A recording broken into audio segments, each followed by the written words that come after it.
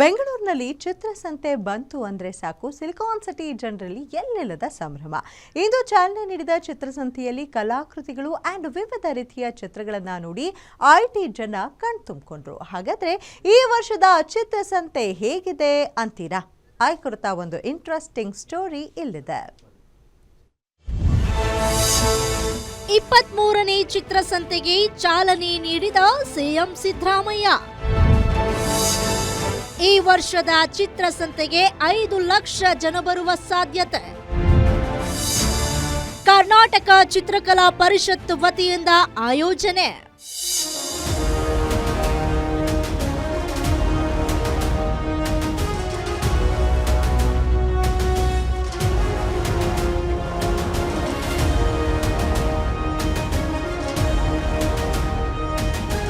ಪ್ರತಿ ವರ್ಷದಂತೆ ಈ ವರ್ಷವೂ ಕೂಡ ಅದ್ದೂರಿಯಾಗಿ ಚಿತ್ರಸಂತೆ ಆಯೋಜನೆ ಮಾಡಲಾಗಿದೆ. 2003ರಿಂದ ಆಯೋಜನೆ ಮಾಡ್ತಾ ಬಂದಿದ್ದು 23ನೇ ಚಿತ್ರಸಂತೆಗೆ ಸಿಎಂ ಸಿದ್ದರಾಮಯ್ಯ ಚಾಲನೆಯನ್ನ ನೀಡಿ ಶುಭ ಹಾರೈಸಿದ್ರು. ಇಲ್ಲಿ ಗಮನಿಸಬೇಕಾದ ವಿಷಯ ಏನಂದ್ರೆ, ಸತತ 8ನೇ ಬಾರಿಗೆ ಸಿಎಂ ಅವರು ಈ ಕಾರ್ಯಕ್ರಮಕ್ಕೆ ಚಾಲನೆಯನ್ನ ನೀಡಿದ್ದಾರೆ. ಜನವರಿ 4ರಿಂದ 8ರವರೆಗೆ ಚಿತ್ರಸಂತೆ ನಡೆಯಲಿದೆ. ಬೆಳಗ್ಗೆ 8 ಗಂಟೆಯಿಂದ ಸಂಜೆ 8 ಗಂಟೆಯವರೆಗೆ ಅದ್ದೂರಿಯಾಗಿ ನಡೆಯಿತು. ಶಿವಾನಂದ ವೃತ್ತದಿಂದ ವಿಂಡ್ಸರ್ ವೃತ್ತದ ರಸ್ತೆಯ 2 ಭಾಗಕ್ಕೂ ಕೂಡ ಕಲಾವಿದರು ತಮ್ಮ ಚಿತ್ರಗಳನ್ನ ಪ್ರದರ್ಶನಕ್ಕೆ ಏರ್ಪಡಿಸಿದ್ರು. ಒಂದಕ್ಕಿಂತ ಒಂದು ಚಿತ್ರಗಳು ಜನರ ಗಮನ ಸೆಳೆಯುವಂತಿದ್ವು. ಇವುಗಳನ್ನ ನೋಡುವುದಕ್ಕೆ ಜನ ಮುಗಿ ಬೀಳ್ತಾ ಇದ್ರು. ಏನೋ ಕಲಾವಿದರ ಕಲೆಯನ್ನ ಬೇರೆಯವರಿಗೆ ತಿಳಿಸೋದಕ್ಕೆ ಎಂತಹ ವೇದಿಕೆ ಮಾಡಿದ್ದು ಖುಷಿ ತಂದಿದೆ ಅಂತ ಸಿಎಂ ಸಿದ್ದರಾಮಯ್ಯ ತಿಳಿಸಿದ್ರು. ಎಲ್ಲ ಜನರು ಸೇರ್ತಕ್ಕಂಥ ಕಲಾವಿದರು ಸೇರ್ತಕ್ಕಂಥ ಆಸಕ್ತಿ ಇರ್ತಕ್ಕಂಥ ಜನರು ಸೇರ್ತಕ್ಕಂಥ ಒಂದು ಪ್ರದೇಶವನ್ನ ಈ ಚಿತ್ರ ಕಲಾ ಪರಿಷತ್ನವರು ಏರ್ಪಾಡು ಮಾಡಬೇಕು.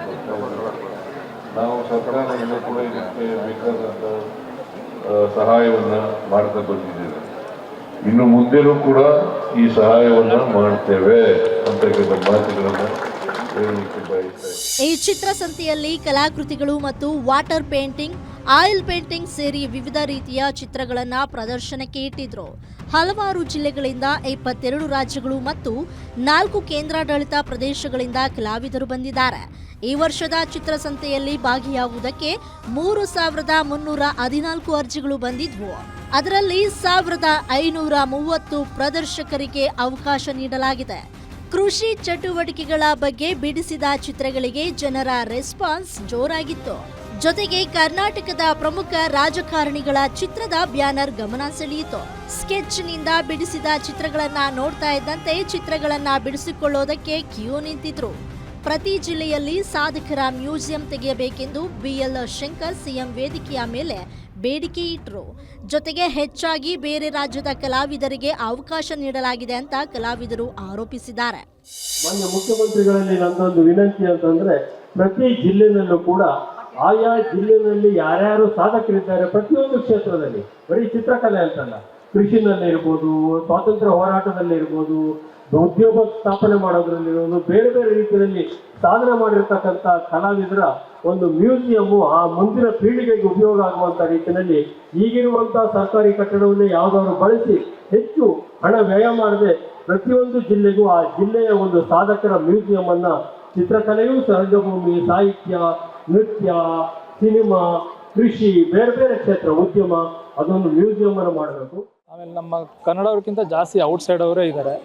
ನಮ್ಮ ಕನ್ನಡದವರು ಔಟ್ಸೈಡ್ ಅಂದ್ರೆ ಯಾವ ಆಲ್ಮೋಸ್ಟ್ ಅದೇ ಎಲ್ಲ ನಾವು ಅಲ್ಲಿಂದ ಇಲ್ಲಿ ತನಕ ನೋಡಿದಾಗ ಆಲ್ಮೋಸ್ಟ್ ಎಲ್ಲ ಕೇರಳದವರು, ತಮಿಳ್ನಾಡವರು, ಆ ಥರದವರು ಇದ್ದಾರೆ. ಸ್ವಲ್ಪ ಕನ್ನಡದವರು ನಾವು ನೋಡಿದ್ ಕಡಿಮೆ ಇತ್ತು. ಒಟ್ನಲ್ಲಿ ವಿವಿಧ ಕಲಾವಿದರು ಬಿಡಿಸಿದ ಚಿತ್ರಗಳನ್ನ ನೋಡಿ ಜನ ಖುಷಿಯಾದ್ರು. ತಮಗೆ ಇಷ್ಟವಾದ ಚಿತ್ರಗಳನ್ನ ಖರೀದಿ ಮಾಡಿ ಸಂಭ್ರಮ ಪಟ್ಟರು. ನಿರೀಕ್ಷೆಗಿಂತ ಜಾಸ್ತಿ ಜನ ಬರುವ ಸಾಧ್ಯತೆ ಇದ್ದು ಎಷ್ಟು ಜನ ಬರ್ತಾರೆ ಎಂಬುದನ್ನ ಕಾದು ನೋಡಬೇಕಾಗಿದೆ. Sangamesh Metre, guarantee news, Bengaluru.